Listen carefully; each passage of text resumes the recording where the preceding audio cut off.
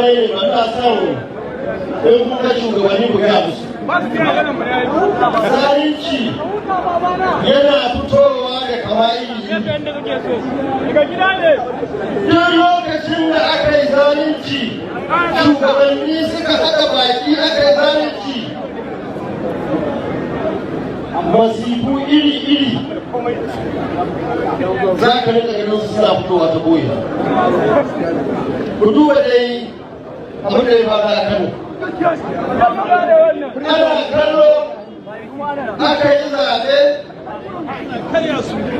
a Kano PDP ba su da gwamnatin tarayya, ba su da gwamnatin jiha, ba su da gwamnatin ƙananan hukumomi, kuma duk wani wanda yake daga hammata ya yi dusu ya tashi ya koma wajen wancan mutum. Amma da ya faru, talakawa da suka zo suka yi zaɓe, duka ɗaya sai ni kake kukutu.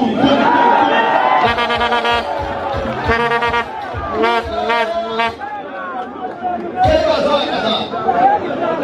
Amma saboda zalunci da ya faru, aka haɗa baki da waɗanda suke gani yau su ne hukuma. Sun manta da cewa in suka duba a ofishinsu za su ga mutane barkete wanda suka yi kuma Allah kada ya san wanda su biyo baya. Wasu suna cewa siyasa isa dace ne. Siyasa ba dace ne ba shi. Siyasa shugabanci ne na kwarai wanda muke sa rai mu samu daraja a duniya don sa ko mu samu daraja a lahira don sa. Mutane manya wanda ya kamata su rika amana suka haɗa kai. Suka haɗa kai aka zo aka ce wani abu wani shi wani kwankuli su kan karya. Baya cikin constitution na Najeriya, baya cikin dokoki na Najeriya, hanya ce kawai ta zalunci. Wasu su ce ba za a ba da Kano ba, muhimmancin Kano ya ba ce a ba ɗan hamayya. Bayan kuma su ta kanta gwamnatin ta ƙasan ma da baki ɗaya muna hamayya, muka yi yaƙi muka kawo ta muka dasa. Wasu su ce ba za a ba da Kano ba saboda rami kwamfas. Ba siyasa don wani mutum guda ɗaya.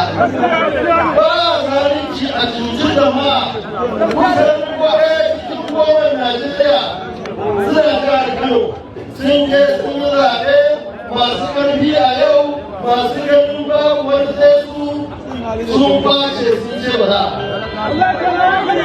Shari'ar ba na zama da labari an yi barakada a gaba da yan ma'aikata ya alaba a zagaye aka ce kudin ne ya yi kariya bu ya take mata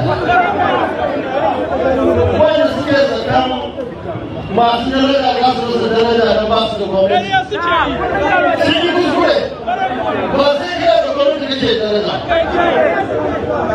ana ne kasar da wannan dama idan hankali musamman kannanmu da suke gwamnati yanzu gwamnoni na jihohi idan suna so su samu daraja yayin da suke yi kuma su samu daraja bayan su bari ko su kwatanta gaskiya amma yi wanda yi zalunci ko jama'a sun sani ko su sani ba Allah ya gani ko da ka dawo hankalin su musamman a wannan jihar da za a yi zaɓe da sauran zaɓuɓɓuka jihohi da su za su zaɓuɓɓuka da su yi ƙoƙari su ɗauki shawarar yayan su rabi kwankwaso kamar yadda ɗan uwa ya yi bayani a wannan.